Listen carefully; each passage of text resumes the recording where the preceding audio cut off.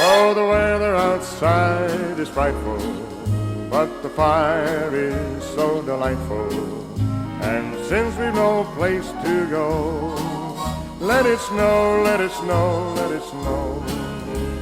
It doesn't show signs of stopping, and I brought some corn for popping. The lights are turned way down low. Let it snow, let it snow, let it snow.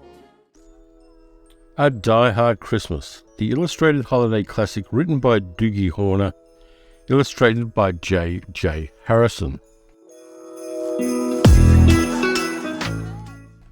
'Twas the night before Christmas, and up in the tower everybody was partying, except one wallflower. John McClane missed his wife. Things just weren't the same, since Holly had moved west and changed her last name. He tried to win her back, but still she said no, while unbeknownst to them, there was trouble below. A truck had pulled up, and who should disembark but 14 men whose intentions were dark. They spoke not a word and unloaded big crates.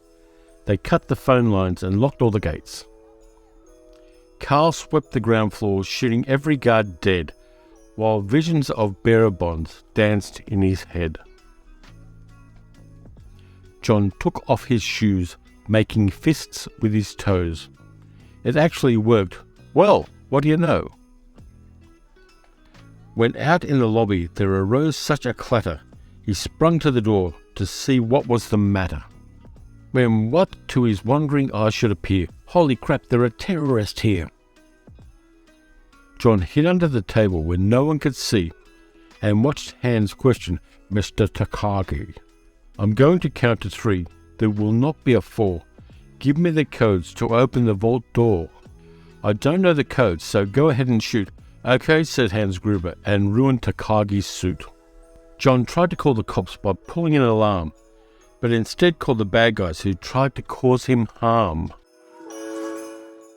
But John killed Tony, who had very small feet, and sent him to the terrorists as a Yuletide treat. He put a Santa hat on the German and eyes all aglow, wrote, "Now I have a machine gun. Ho, ho, ho." Carl was furious. Tony was his brother. He chased John across the roof and they shot at each other. John was able to escape through the ventilation shafts. Come out to the coasty side, we'll have a few laughs.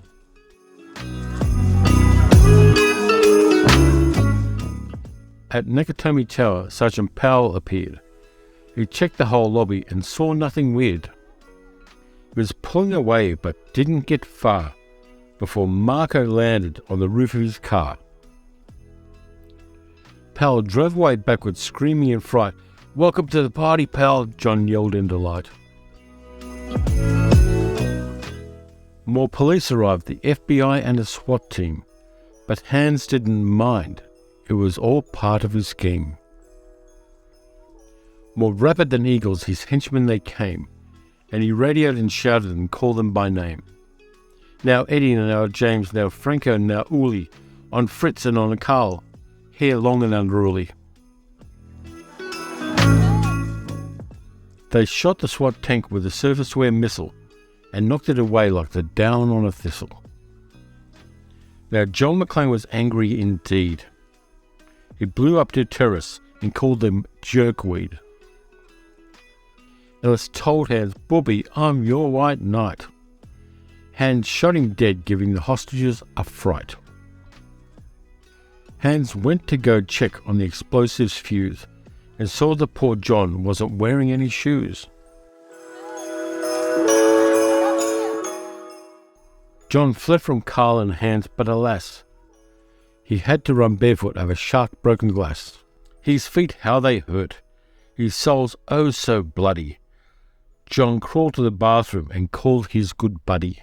John was weary and ready to throw in the towel, until he got a pep talk from Sergeant Al Powell. Powell was chubby and plump, a right jolly old cop, and he trusted the cowboy in the tattered tank top.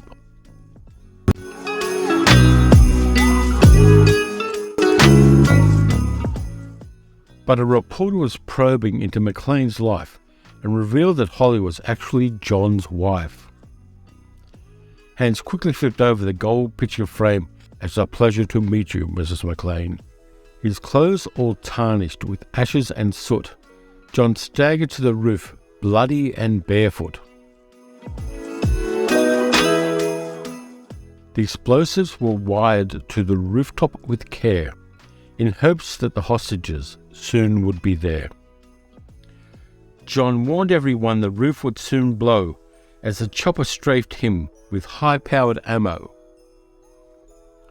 Around his waist he tied a fire hose tight, and screaming an oath, jumped into the night. He dangled in the air and gritted his teeth, while flames encircled the tower like a wreath. Fiercely fighting his way back inside, John yelled out, "Hans!" He was done trying to hide. He limped into the vault like an old man on crutches, only to find Holly in his filthy clutches. John dropped his gun and put his hands on his head. It seemed he and Holly soon would be dead. But with a secret gun taped to his back, John shot Hans in a surprise attack. Hans fell at the window, still holding Holly's arm, and slowly, deliberately raised his firearm. The tenacious villain held on by his nails till John unhooked Holly's watch and said, "Happy trails!" Bearer bonds fluttered like fresh fallen snow as Holly embraced her blood-spattered bow. So Merry Christmas to all, be kind to one another, and most of all, yippee-ki-yay, motherfucker. Oh, the weather outside is frightful, but the fire is so delightful. And since we've no place to go, let it snow, let it snow, let it snow. It doesn't show signs of stopping, and I brought some corn for popping. The lights are turned way down low. Let it snow, let it snow.